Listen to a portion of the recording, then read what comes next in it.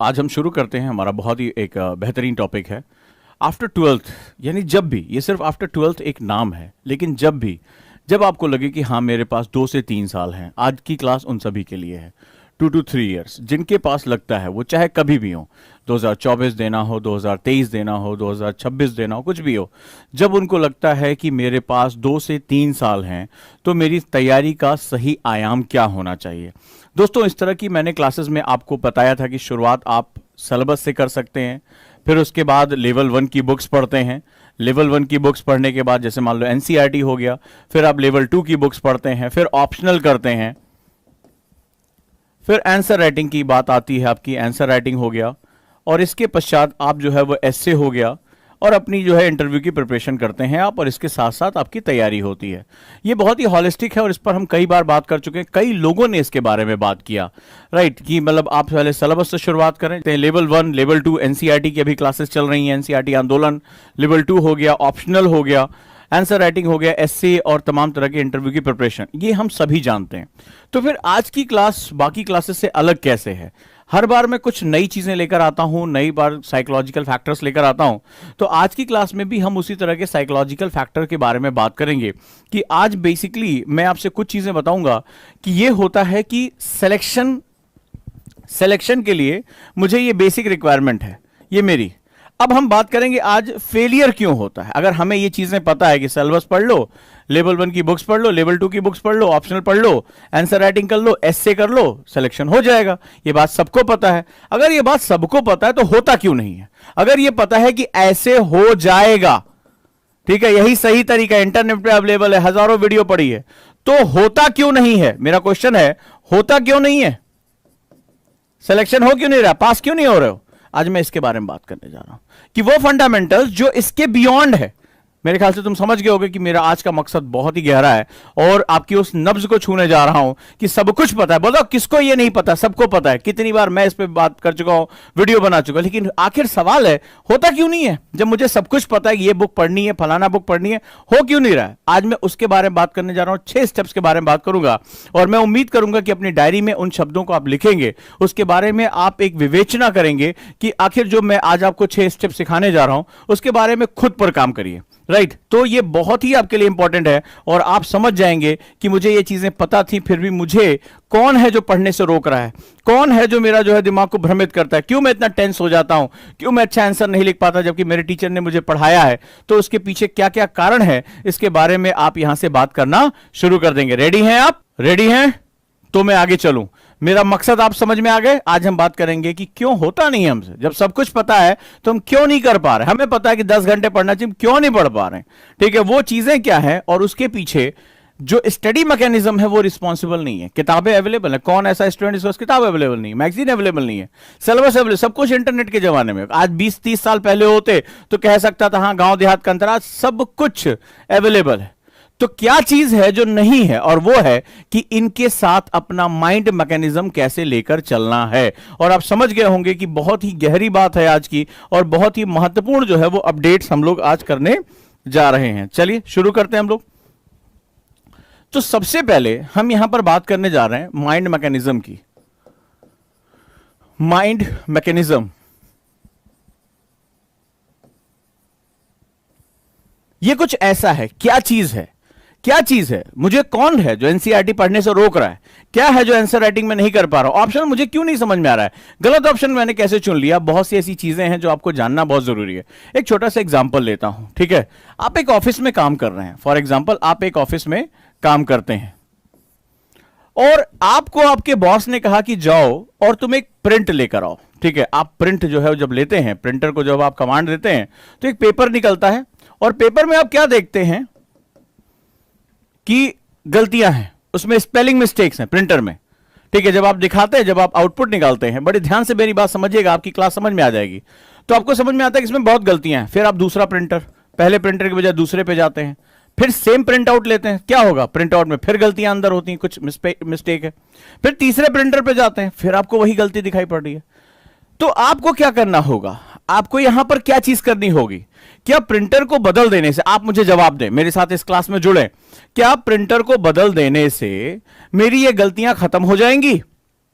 मुझे जवाब दें, क्या ये प्रिंटर चेंज कर देने से 1 2 3 4 कंपनी चेंज कर देने से क्या जो प्रिंट की मिस्टेक्स हैं, जो प्रोग्रामिंग की मिस्टेक्स हैं, इंटरनल मिस्टेक्स हैं, वो सेंटेंस गलत लिखा है, ग्रामेटिकली गलत है, क्या वो गलतियां सही हो जाएंगी?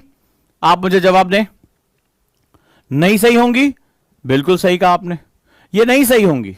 तो मुझे अगर इस प्रिंटिंग जो अंदर सेंटेंस स्ट्रक्चर में गलती है, प्रोग्रामिंग में जो गलती है, उसको सुधारने के लिए क्या करना होगा? उसको सुधारने के लिए क्या करना होगा? क्या करना होगा? मुझे ये जो कंप्यूटर यानी इसका जो मेन सोर्स है, ये जो कंप्यूटर का सोर्स था, मुझे इसके अंदर जाकर प्रोग्रामिंग को करेक्ट करना होगा। जब ये प्रोग्रामिंग को या जो टाइपिंग है या जो भी आपने लिखा है, जब ये इंटरनली अपने सोर्स यानी अपने स्रोत पर ये जब सही होगा, तब आप किसी से भी प्रिंट लेंगे, आपका आउटपुट अपने आप निकल आएगा। समझ गए मेरा मकसद? मैं टीचर चेंज कर दूं, मैं कोचिंग चेंज कर दूं, मैं बुक्स चेंज कर दूं, बदलते रहेगा, हिंदी मीडियम, इंग्लिश मीडियम, ये सब प्रिंटर्स है। ये आउटपुट आपको बार बार गलत ही आएगा। क्यों? क्योंकि आपने खुद पर काम नहीं किया, आपने अपनी कोचिंग पे काम किया, अपने किताबों पे काम किया, टीचर पे काम किया, खुद पर आपने काम ही नहीं किया। सोर्स तो आप हैं। इस पूरी कहानी का यूपीएससी देना किसको है? आपको देना है। सोर्स कौन है? आप हैं। और आपका जो सीपीयू है, आपका जो ब्रेन है, अगर वो राइट प्रोग्राम्ड है, तो हर बार आप गांव में हैं, आपका आउटपुट निकलेगा। आप पिछड़ी जगह से हैं, आपका आउटपुट निकलेगा। यूपीएससी आपका है। और इसी वजह से यूपीएससी में जो बहुत कम अंक पाने वाले, अपने ग्रेजुएशन में 12th में फेल होने वाले बच्चे होते हैं, वो यूपीएससी क्रैक कर जाते हैं। क्यों? क्योंकि वो सही डायरेक्शन में अपनी ऊपर काम करते हैं, अपनी प्रोग्रामिंग पे काम करते हैं, अपने माइंडसेट पर काम करते हैं, पर्सनैलिटी पे काम करते हैं, और रिजल्ट उनके हिस्से में आ जाता है। आप समझ गए होंगे कि आज की क्लास एक्चुअली में सोर्स पर के लिए। सोर्स पर काम करना शुरू करिए। बहुत छोटी छोटी चीजें, ये छोटी छोटी चीजें हमारी जिंदगी बदल के रख देती हैं। हम पूरे टाइम, जैसे वो एक हिरन होता है ना, उसकी थैली में कस्तूरी होता है और उसकी सुगंध में वो दुनिया नाचता रहता है, और उसके अंदर कस्तूरी, उसी तरह आप भी उसी हिरन की तरह हो, मृग की तरह हो, कि आपका सॉल्यूशन आपके आसपास है। आपको अपने सबसे पहले एटीट्यूड और ब्रेन पर आपको काम करना है, और आप पूरी दुनिया में इसका सॉल्यूशन घूमते रहो। ये टीचर अच्छा है, वो टीचर बुरा है, वो कोचिंग अच्छी है, वो कोचिंग बुरी है, वो किताब अच्छी है, वो नई वाली एनसीईआरटी, पुरानी वाली एनसीईआरटी, पूरी दुनिया की डिबेट तुम करते चले जा रहे हो। लेकिन तुम कहां जहां काम करना चाहिए वहां पर तुम्हारा कोई वर्क नहीं हो रहा है। राइट? तो चलिए अब हम इस पर आज काम करते हैं कि वो माइंड मैकेनिज्म क्या है जो मेरे बिगिनर, खासतौर में सभी बिगिनर से बात करने जा रहा हूं, जो मेरे जितने भी बिगिनर स्टूडेंट हैं मैं उनसे बात करने जा रहा हूं, विच इज वेरी इंपॉर्टेंट। और उन पर मैं बात करूंगा कि ये बेसिकली फंडामेंटल है क्या मेरे लिए। Right? This is the fundamentals मेरे पास क्या है।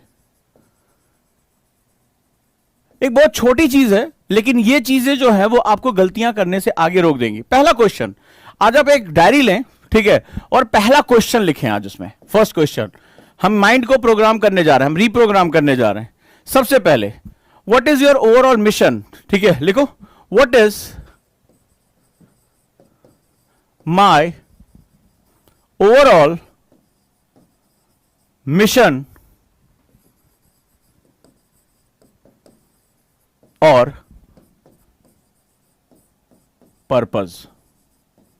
मेरा समग्र उद्देश्य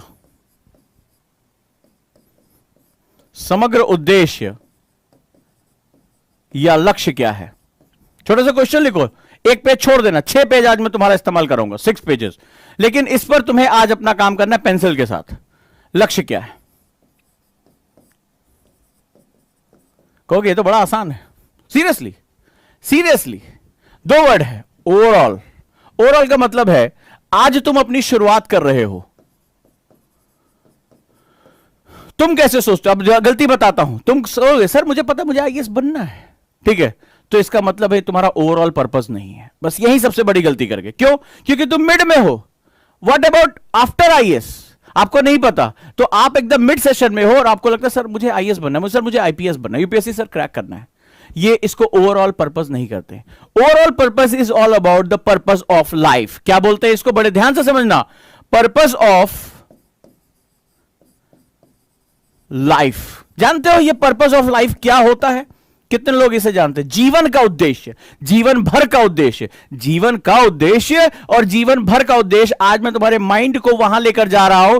तुम जिंदगी भर मोटिवेशन ढूंढते हो, आज मैं तुम्हें इंस्पिरेशन, खुद को प्रेरित करना सीख जाओगे आज की क्लास के बाद, कि खुद को कैसे प्रेरित करना है, खुद को अपनी अंधेरों में लड़ना कैसे है। और जब मैं थक जाऊं, मैं टूट जाऊं, तो मैं वीडियो देखकर ताकत नहीं प्राप्त करूंगा, ताकत मेरे अंदर है। बस आज 6 पेज मुझे दे दो, 6 पेज में जो कहता जा रहा हूं उसको लिख लो। तुम्हें जहां पहुंचना है, जैसे पहुंचना है, वो तुम्हारे हिस्से में आ जाएगा। पर्पस ऑफ लाइफ क्या है, यानी जीवन का उद्देश्य क्या है। जब मैं जीवन के उद्देश्य की बात करता हूं तो बहुत इंपॉर्टेंट सेगमेंट होता है। जानते हो, जब हमारी गाड़ी कहीं कीचड़ में फंस जाती है, हमारी कार जब कहीं कीचड़ में फंस जाती है, तो हमें क्या करना पड़ता है? मान लो कहीं फंस गई, मान लो हमारी ये कार है, हमें इसको ड्रैग करना पड़ता है। क्या करना पड़ता है? ड्रैग करना पड़ता है, हमें खींचना पड़ता है, धक्का देना पड़ता है लाइफ में। तो जब हम यूपीएससी की तैयारी में आते हैं तो यूपीएससी का रास्ता ऐसे नहीं है। तुम्हें लगता होगा आज हमने शुरू किया है बाबू, हम जो है वो क्या होगा, ये पहुंच गए लबासना, ये हमें लगता है कि हम ये लबासना पहुंच गए। बिल्कुल गलत है। यूपीएससी का रास्ता ऐसे चलता है, ऐसे चलता है। बहुत ही ऊंची नीची पहाड़ियां हैं, बहुत अप्स एंड डाउन्स आते हैं। कभी आप ढाल पर लुढ़क जाते हो, फिसल जाते हो, कई बार खुद को धक्का देने में अतड़ियां जो है वो निकल जाती हैं। इतनी बार खुद को धक्का देना पड़ता है, खुद से लड़ना पड़ता है, नींद से आंखें भरी हुई हैं, थकान से शरीर टूट रहा है, और खुद से कहना उठ उठ, तुझे पढ़ना है। अपने अंदर एक उत्तेजना पैदा करनी पड़ती है। सामने लक्ष्मीकांत पड़ी हुई है, विपिन चंद्रा पड़ा हुआ है, छोड़ यार वेब सीरीज देख लेते हैं, हाथ में फोन खुला हुआ, अंदर से एक आवाज आती, खुद को एक तमाचा मारते, उठ उठ, तुझे पढ़ना है। तो क्योंकि तुझे अब पता है। लेकिन वही स्टूडेंट एक बैठता है और कहता है अरे यार छोड़ यार, आज एक वेब सीरीज देख लेते हैं, अभी नई आई है झकासी फैमिली मैन, कल पढ़ लेंगे। भाई तेरा कल पढ़ेगा। लेकिन जिसको यह पता होता है कि मेरे जीवन का उद्देश्य क्या है, वो ड्रैग करता है। देखो, गाड़ी को हमने खींचा ना, कीचड़ से निकाला, तो यहां पर तुम फंस चुके हो। जब कुछ महीने बाद तैयारी के तुम्हारा डाउनफॉल आएगा, तो तुम्हारे अंदर ही एक व्यक्तित्व निकलता है और तुम्हें खींचता है। और कौन खींच पाता है? जिसे पता होता है कि अंतिम क्षितिज पर क्या चमक रहा है, ये उसको पता होता है मेरे लिए क्या रखा है। और वो लोग होते हैं जिनको लबासना आईएएस जिनका ड्रीम नहीं होता है। बिल्कुल गलत ना। ये तो मोटिवेशन जितना हम सोचते हैं उसका बहुत कम परसेंट हमें मिलता है भाई, हर चीज में ध्यान रखना। तो जिसका उद्देश्य सिर्फ आईएएस बनना नहीं है, जिसका उद्देश्य देश का बेहतरीन प्रशासक बनना है, याद रखिएगा, एडमिनिस्ट्रेटर बनना है। और वो क्या काम कर रहा होगा, उसको पता होगा कि जब मैं आईएएस बनकर जाऊंगा तो मेरे यहां बच्चियों को मैं शिक्षा दूंगा। मेरा मकसद है, मैं अपने यहां इंफ्रास्ट्रक्चर का मैंने कमी झेली है, अच्छे स्कूल नहीं मुझे मिले हैं, मैं उनके लिए काम करूंगा, जीवन पर्यंत काम करूंगा। मुझे अपने प्रशासन में, सिस्टम में किसी से लड़ना पड़े, मैं लड़ने के लिए तैयार हूं। बेहतरीन प्रशासक मुझे बन के निकलना है। यानी तुम्हें यह नहीं सोचना है कि मेरा ये लबासना पहुंचकर जो है मैं आराम से अंगूरों के बाग में लेटूंगा ना। मुझे तो ये एक पड़ाव है। तब जब आपका लबासना जो होता है वो डेस्टिनेशन नहीं बनता है, वो आपका क्या होता है, पड़ाव बन जाता है, एक शिविर बन जाता है कि थोड़ी देर ठहरना है, थोड़ी सी ट्रेनिंग लेनी है, अपने आप को निखारना है। मेरा तो जीवन ही मेरे लक्ष्य के लिए समर्पित है। ये बहुत बड़ा अंतर होता है। और जिस अभी आपको ये समझ में नहीं आएगा, बिगिनर हो, लेकिन पूरा जीवन मेरे इसी शब्द के अंदर निखरा हुआ है। कई बार मुझसे, अभी मैं जस्ट जो है वो 2 मिनट पहले एक मीटिंग से, बहुत थका देने वाली मीटिंग से उतरा हूं, सीधे यहां क्लास में घुसा हूं। कई लोगों ने कहा इतनी जल्दी कैसे इतना प्रेशर ले लेते हैं, मीटिंग, क्लास, फलाना। तो एक मकसद पता होता है कि मुझे अपने बच्चों को क्या देना है। तो ये जो मकसद होता है तुम्हारे अंदर एक अनंत ऊर्जा का स्रोत पैदा कर देता है कि आप अपने शरीर की थकान से बहुत आगे निकल जाते हैं और खुद से कहते हैं उठ तुझे करना है, उठ तुझे करना है। ये जो ताकत आ जाती है उसी को हम लोग बोलते हैं अपने आप को ड्रैग कर लेना। और जिस स्टूडेंट को खुद को ड्रैग करना आ गया, खुद को खींचना आ गया, वो फिर दुनिया की कोई ताकत उसे रोक नहीं पाएगी। तो पहला गोल याद रखना कि किसी भी एग्जाम को क्रैक करने से पहले, काट दिया मैंने, किसी भी एग्जाम को क्रैक करने से पहले उस एग्जाम का जीवन में महत्व जानने की कोशिश करना। बहुत ही महत्वपूर्ण बात कह रहा हूं। किसी एग्जाम को, कोई भी आप एसएससी कर रहे हो, बैंक, सभी अपनी जगह बहुत अच्छे हैं। तो अगर आईएएस मेरे जीवन, मुझे यह क्रैक करना है, सिविल सर्विस में जाना है, तो मेरे जीवन का उद्देश्य क्या है? क्या मैं पूरा जीवन इस सेवा के लिए समर्पित कर पा रहा हूं, कर पा रही हूं? अगर हां, तो मेरा उद्देश्य यह नहीं है, मेरा उद्देश्य यह है कि जब अफगानिस्तान पे नीतियां बनानी हो तो प्रधानमंत्री मुझे रात में कॉल करें कि साहब आप नेशनल सिक्योरिटी एडवाइजर हैं, जल्दी पहुंचे, भारत के सम्मुख एक संकट आया है, हमें आपकी बुद्धिमत्ता, आपके अनुभव और आपकी सेवाओं की मुझे आवश्यकता है। जब भारत में आर्थिक रूप से मंदी आ रही हो तो सरकार आपको कॉल करे कि क्या आप आरबीआई के गवर्नर का उत्तरदायित्व तो ले सकते हैं, भारतीय अर्थव्यवस्था को क्या आप फिर से अपनी ऊंचाइयों पर पहुंचा सकते हैं। जब भारत को अपनी टेक्नोलॉजी में टर्नओवर करना हो, बहुत ज्यादा जो चेंजेस लेकर आने हो, तो सरकार आपसे कहेगी कि सर आइए और मानद पद संभालिए, आपका अनुभव राष्ट्र में हजारों लाखों नौकरियां पैदा कर सकता है, हजारों लाखों जिंदगियों में वो रोजगार दे सकता है। अगर यह क्षमता है तुम्हारी तो राष्ट्र के लिए तुम कभी भी नहीं थकोगे।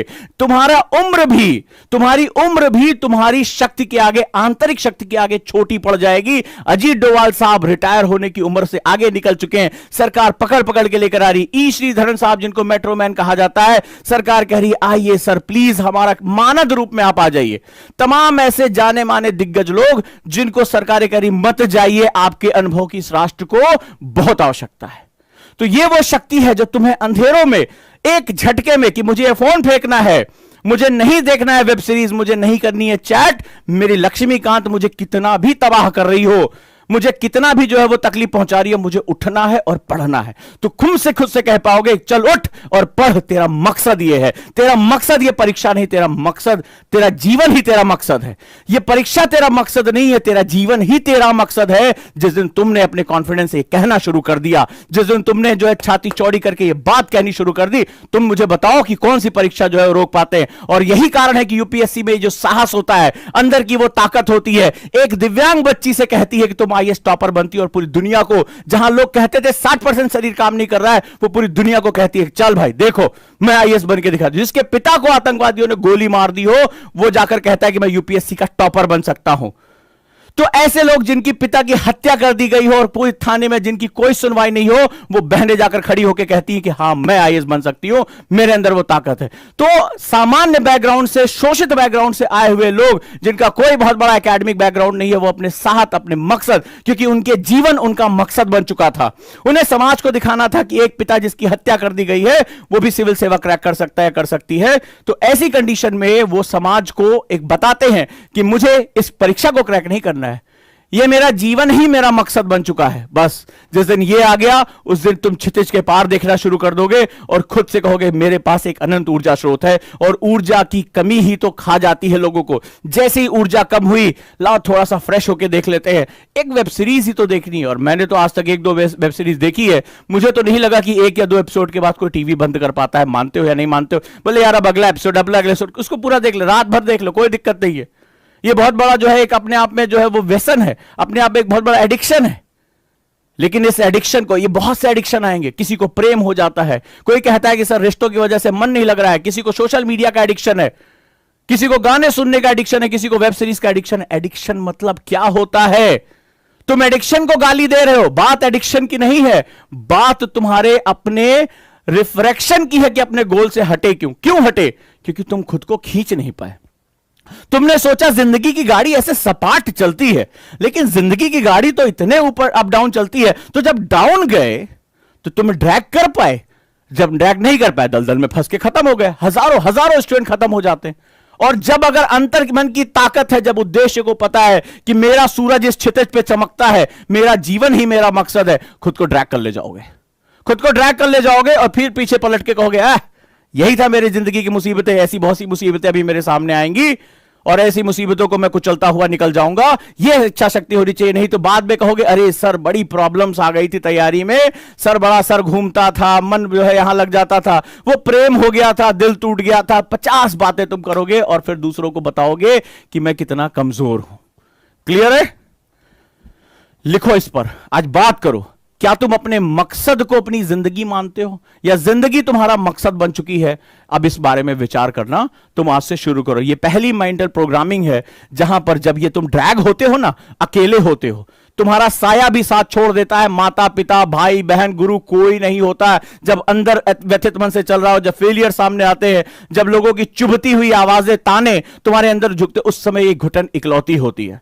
तो ये घुटन एक दलदल है, ये युद्ध तुम्हारे अंदर है, इससे वही निकल सकता है जिसको ये पता हो कि मेरे मकसद का क्या आयाम है, मेरा जीवन ही मेरा मकसद है, मुझे लड़ना है, मैंने अपना जीवन ही इस युद्ध के लिए समर्पित करी है। तो छोटी छोटी चीजें सामने आती रहेगी, हम लड़ लेंगे। जो जीवन को एक समग्र रूप में देखता है उसी के लिए पूरा जो है वो युद्ध है। तो अगर बड़ा सोच रहे हो तो बड़े बलिदान के लिए भी तैयार रहो। ये जो दिखाया जाता है ना कि ये सपनों की सब जगह है, आए और भड़ाक से आईएएस बन गए, वीडियो देखे बोले वो झकास से जो है फॉर्च्यूनर से उतरा था एकदम चौड़ा होके, कोई टेंशन नहीं है, इतना जल्दी वो फॉर्च्यूनर तुम्हें देने वाले नहीं है। उससे पहले तुम्हारे जो है वो फॉर्च्यून को निचोड़ के ना तब तुम्हें वो फॉर्च्यूनर देंगे, पहले तुम्हें वो पूरी तरह से निचोड़ लेंगे। तो तुम्हारे अंदर वो है या नहीं है कि निचोड़ जाने पर, दबाव पड़ने पर तुम बिखर गए तो फिर क्या फायदा।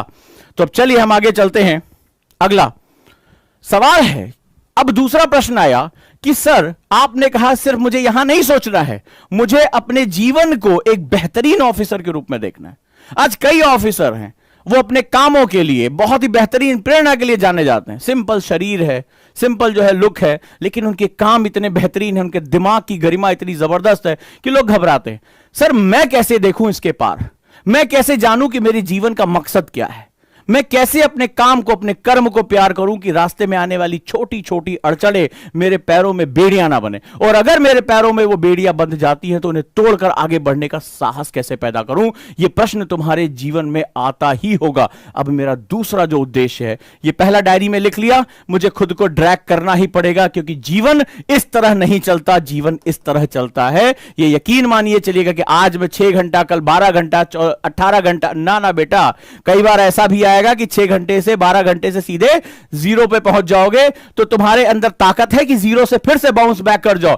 जो बाउंस बैक कर गया वही जो है वो क्या होगा, शहंशाह कहलाएगा। अब सवाल है कि कैसे मैं अपने ओवरऑल मिशन को, अपने पूरे जो है जीवन के उद्देश्य को समझ पाऊं, क्या करना होगा। चलिए देख लेते हैं। अगला प्रश्न लिखो, इस लक्ष्य के महत्वपूर्ण परिणाम क्या हैं। इस लक्ष्य के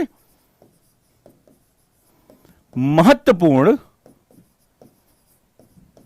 परिणाम क्या है।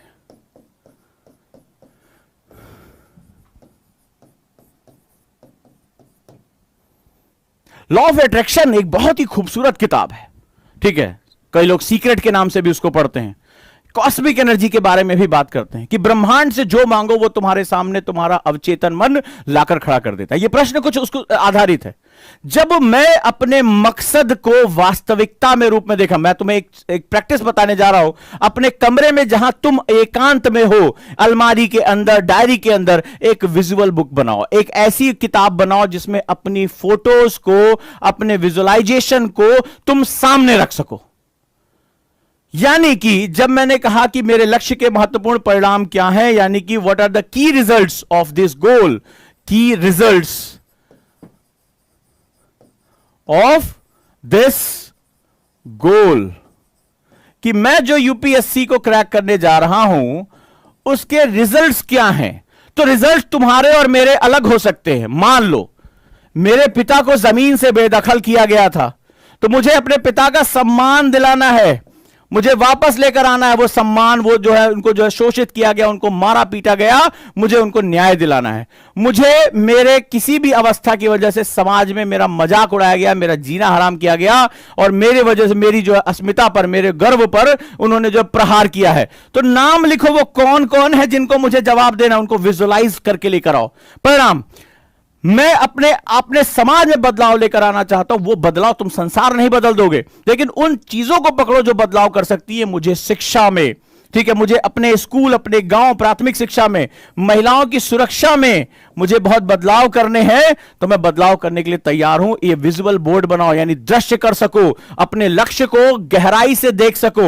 ये जब एकांत में होगे तो यही तुम्हारा सबकॉन्शियस माइंड सिर्फ पिक्चर फॉर्म में चीजों को समझता है। इसको पिक्चर फॉर्म में लेकर आओ, अपने पिता की फोटो लगाओ और नीचे लिखो, मैं इन्हें गर्व अनुभूति कराना चाहता हूं। उस व्यक्ति की फोटो लिखो जिन्होंने इसको अपमानित किया था, वहां रखो कि मुझे इस आदमी को इसका जवाब देना है। मुझे यहां पर अपने उस स्कूल की, जहां तुम पढ़े हो, नदी पार करके तुम्हें जाना पड़ता था, स्कूल में मास्टर नहीं आते थे, मुझे यहां पर जाना है और यहां पर स्थितियों को सुधारना है। सिर्फ सोचो नहीं, कहो नहीं, देखना शुरू करो।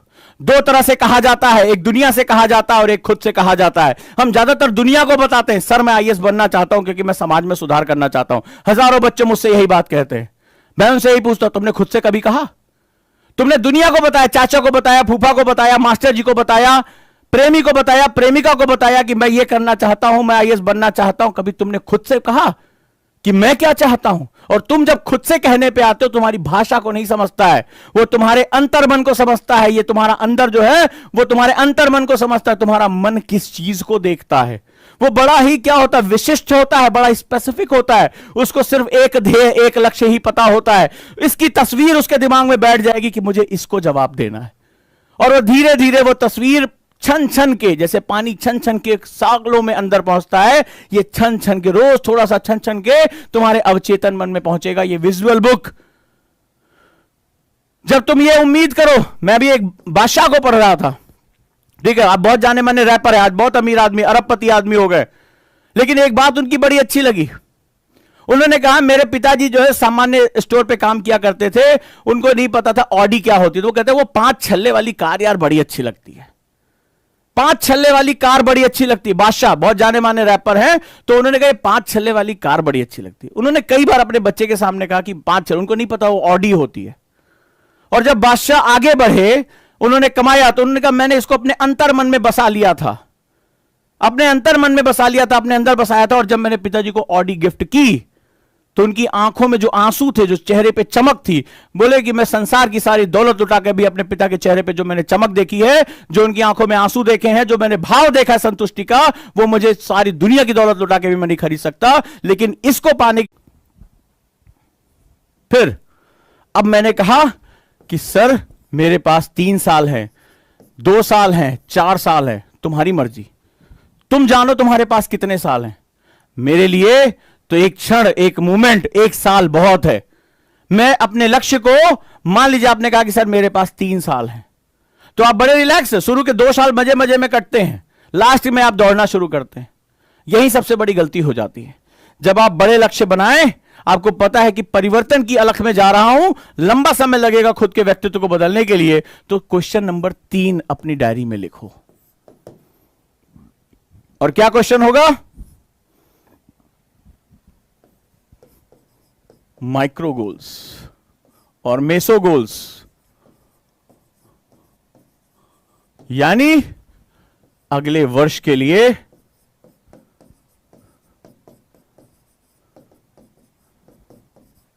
मेरे लक्ष्य क्या हैं।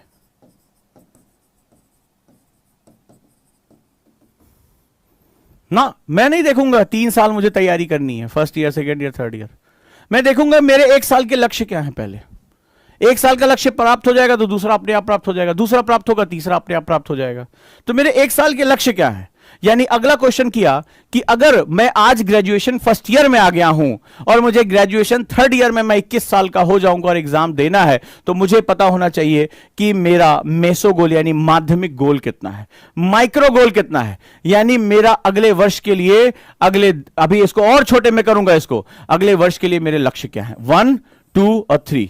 थर्ड ईयर में कहां पहुंचना चाहता हूं उसको विजुअलाइज करो, ये मेरे टारगेट है, विजुअलाइज करो, अपनी अलमारी के अंदर वाले खाने में उसको चिपका दो। फिर सेकेंड ईयर में मुझे कहां होना है, फर्स्ट ईयर में क्या मेरा एनसीईआरटी पूरा हो जाना चाहिए? नहीं, मैं डायरेक्टली जंप नहीं करूंगा, मैं सबसे पहले बात करूंगा कि नहीं मेरे को कमियां क्या है मेरी, फर्स्ट ईयर में किस चीज पर काम करूंगा। क्या मैं 4 घंटे म्यूज से पढ़ जाता हूं? मैंने 12 घंटे के ख्वाब दे रखे हैं, ठीक है सर, मैंने सुना है आईएएस ऑफिसर 12 घंटे पढ़ते हैं, 18 घंटे पढ़ते हैं। मेरे पास ऐसे बहुत से लोग आते हैं, अरे वो 12 घंटे पढ़े, 18 घंटे पढ़े, वो उनका मन यार, तुम कितना पढ़ते हो? तुम 4 घंटे रेगुलर नहीं पढ़ पाते और तुमने ख्वाब 12 घंटे के देख रखे। अचानक से कौन सी तुम जड़ी बूटी ले लोगे, कौन सी एकेडमी में एडमिशन ले लोगे, अचानक से कौन सा सुपरमैन हो जाओगे कि तुम जो है इसके बाद क्या करना शुरू करोगे, उड़ना शुरू कर दोगे? नहीं, जो 4 घंटे है वो 5 घंटे में कन्वर्ट होगा, जो 5 है वो 6 में होगा, 4 से सीधे 12 में जाओगे, ऐंठ जाओगे। 2 दिन तो पढ़ोगे, तीसरे दिन ऐठे ऐठे दिखाई पड़ोगे, बोले यहां दर्द है वहां दर्द है, बारीकी से रणनीति बनाओगे। यानी फर्स्ट ईयर मैंने कहा भाई मुझे एनसीईआरटी सर सारी खत्म करनी है उसके सारे क्वेश्चन मुझे लगाने हैं, ऑब्जेक्टिव सब्जेक्टिव। ये मेरा फर्स्ट ईयर गोल है। मेरा फर्स्ट ईयर गोल है कि मैं किसी भी हालत में 4 घंटे की अपनी पढ़ाई मेंटेन कर लूं, just without any load. So sir, चाहे कॉलेज के साथ साथ मुझे 4 घंटे पढ़ाई मेंटेन करनी है। सर मुझे सिर्फ न्यूज़पेपर पढ़ने की। यहां बच्चे आते हैं, सर नोट्स नहीं बन रहे हैं उसके न्यूज़पेपर के। अरे तुमसे किसने कहा तुम फर्स्ट ईयर में आके नोट्स बनाओ? तुम कम से कम न्यूज़पेपर को डेली पढ़ना और थोड़ा थोड़ा समझना शुरू कर दो कि हां चीजें चल रही हैं। अफगानिस्तान में क्या हो रहा है मुझे पता है, भारत में क्या हो रहा है मुझे पता है, अमेरिका में क्या हो रहा है मुझे पता है। इसके मुझे वो बहुत विशिष्ट ज्ञान नहीं लेना है, मुझे जनरलाइज करना है, क्योंकि सीखना एक प्रक्रिया है और तुम सीधे डेस्टिनेशन में पहुंचना चाहते हो। सीखना एक प्रोसेस है, प्रक्रिया है। सीखना अनवरत चलता है। ओजांक सोच ले कि अगर उसको बहुत कुछ आता है, ना ना, आज भी मुझे उतनी ही चीजें सीखनी है।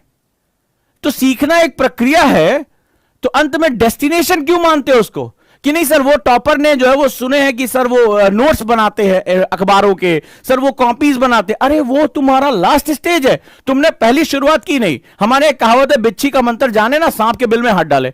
तुम्हें जो बिच्छू तो पकड़ना आता नहीं, स्कॉर्पियो तो पकड़ना आते नहीं स्कॉर्पियंस, और स्नेक को तुम जो स्नेक चार्मिंग में लगे हुए हो। तो सबसे पहले अपना बेस तो कम से कम क्लियर करो। So let's start it, let's start reading newspaper. Just reading newspaper is enough for you. ये मेरी हैबिट बन जाए। तो फर्स्ट ईयर तुमने हैबिट फॉर्मेशन के लिए रखा। सेकंड ईयर तुम अपने आप को क्या कर रहे हो, अपने आप को इनलार्ज कर रहे हो। 6 घंटे 7 घंटे मुझे डेली पढ़ना है, 6 घंटे मुझे डेली पढ़ना है। थोड़े से अब ज्यादा विशिष्ट चीजें पढ़नी है, अब मैं कुछ पॉइंट वाइज नोट्स बना सकता हूं। Then go to the third year. आपने कहा नहीं, अब अपने आप को रिफाइन करना, जो मैंने गलतियां की उसको मुझे खत्म करते जाना है। अब मुझे बहुत स्पेसिफिक होना है, आंसर राइटिंग ढेर सारी करनी है, या सेकंड ईयर से मुझे आंसर राइटिंग शुरू कर देनी है, डायरी राइटिंग शुरू कर देनी है। तो जो बेसिक फंडामेंटल है उनकी तुमने लिस्ट बनाई और लिस्ट के साथ स्टिक रहे। मैंने लिस्ट बनाई, मुझे फर्स्ट ईयर में खत्म करना है। आप मौज मौज में चले जा रहे हो, फिर सेकंड ईयर पहुंचे, अरे सर फिर ऐसे जाता है, सर कब तक कोर्स खत्म कराएंगे, कोर्स कब तक खत्म होगा सर, सेकंड ईयर आ गया, अभी ये वाला खत्म नहीं हुआ, वाला खत्म नहीं हुआ। तो खत्म तुम्हें नहीं करना, खत्म तुम्हारा हो रहा है। सिलेबस के साथ साथ तुम भी निपट जाओगे कि तुम अपने ऊपर काम नहीं कर रहे हो, अपने ऊपर जो है वो वर्क नहीं कर रहे हो। और थर्ड ईयर में फिर तुम बिल्कुल सर बहुत प्रेशर है, सोच रहे इस साल एग्जाम ना दें, बहुत गोल्डन चांस तुमने बर्बाद कर लिया। ऐसा होता है, ऐसा होता है, शायद होता है, राइट। सो सवालों के जवाब, सवाल पूछ लेना यहां पर यूट्यूब पे, मैं ये हूं, मैं वो हूं, ऐसा करता हूं, that is not a big deal. सब कुछ कर रहे हैं, तो क्या तुम शामिल होना चाहोगे? तुम्हें पता है 98% लोग फेल हो जाते हैं, तो क्या तुम फेलियर में अपने आप को लेकर आना चाहते हो? चाहो या ना चाहो, तुम्हारा जो प्रोसेस है वो तुम्हें फेलियर पे लाके खड़ा कर देगा। और अगर तुम 2% विजेताओं में शामिल होना चाहते हो, तो तुम्हें अपने तरीके बदलने पड़ेंगे। तुम जो चॉइस करोगे, आज तो तुम्हें मजा आ रहा है, जिंदगी तुम्हें मुट्ठी में लग रही है, लेकिन जब ये ताथैया कराएगी ना, तो बहुत से जो है वो आईएएस की तैयारी करने वाले अखबार भी बेचते हैं। तो चॉइस तुम्हारी है, तुम किधर जाना चाहते हो, कैसे करना चाहते हो। लाइफ को जितना इजी अभी ले लोगे, लाइफ तुम्हें इजी ले लेगी, ठीक, तुम्हारे साथ खेलेगी। तो अब तुम देख लो कि तुम्हें क्या करना और क्या नहीं करना है। ये तुम्हारी अपनी जो है वो एक सेगमेंट है। मेरा काम है इसको बताना कि स्टेप बाय स्टेप चलो, आराम से इसको सीखो, समय लो अपने आप को प्रिपरेशन करने के लिए। अगर यूपीएससी सोचा है तो वो देश की सबसे प्रतिष्ठित और सबसे बड़ी परीक्षाओं में से एक है। तो अगर आज तुम्हें समझ में आया हो, तो आज डायरी उठाओ और इन 3 प्रश्नों पर काम करो। ये शायद पूरी रात बीत जाएगी इस पर सोचते सोचते, कई चीजों की कल्पना करते करते, उन चित्रों को इकट्ठा करते, अपने लक्ष्यों को अपनी आंखों के सामने लेकर, अपने विजुअल बोर्ड पे लेकर आने की, कि तुम्हारा सबकॉन्शियस माइंड उसको ग्रहण करे और सबकॉन्शियस माइंड उसको जो है वो गहराई से देखे।